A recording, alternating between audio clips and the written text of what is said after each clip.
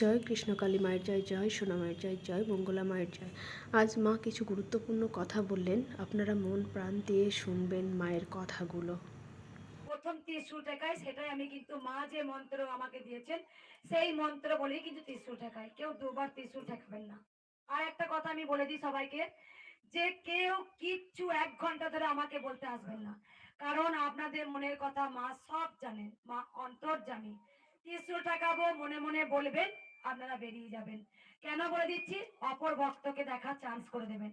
আমি ঠেলে দিই, আপনারা সবাই জানেন কেন ঠেলি না, অনেক দূর পর্যন্ত লাইন। দেখো আজকে মঙ্গলবার, বুঝতে পারছো, সেখানে যেন তারা সবাই যেন সুযোগ পায়, নিজে আমার আমার করবে না, আমারটা ভুলে অপরের কথা বেশি মঙ্গল কামনা করলে নিজের মঙ্গল আগে হয়। ভাবো আমারটা নেবো বুঝে যাবো, কখনই তোমার মঙ্গল মা করবেন না। পরেরটা ভাবো আগে। চুপ করো একবার, ভাবুন একবার মা। আমি ত্রিশূল ঠেকাবো, একে একে বেরিয়ে যাবেন। আপনারা সবাই জানেন মিষ্টি, আলতা, সিঁদুর, ধূপ, মোমবাতি বলে দিই, কেউ এখানে এসে কিছু বলবেন না। যারা যারা মালা দেওয়ার, মালাটা আগে হাতে রাখবেন। আমি মালাগুলো হাত থেকে নিয়ে মায়ের চরণে দিয়ে দেব।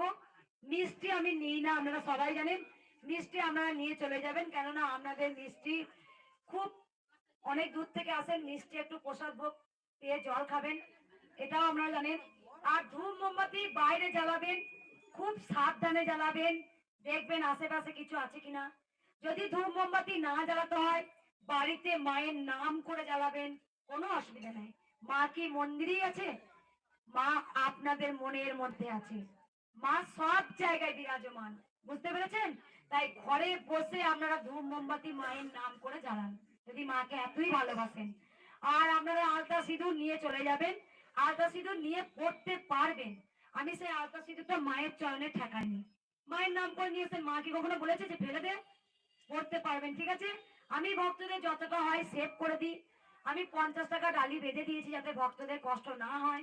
তারা অনেক দূর থেকে আসেন, যেন দোকানদাররা বেশি যেন নিতে না পারে, সেই জন্য আমি দাম একটা বেঁধে দিয়েছি। 51 টাকার নিচে কেউ কোনো ভক্তের কাছে ডালা যেন না নেওয়া হয়। আমি ভক্তদের সুবিধার্থে এগুলো করেছি। দেখো এত বড় জায়গা হয়েছে মায়ের, তোমরা নিজস্ব জায়গায় দাঁড়াতে পারছো, গাড়ি পার্কিং করতে পারছো, সব তোমাদের ওপরে।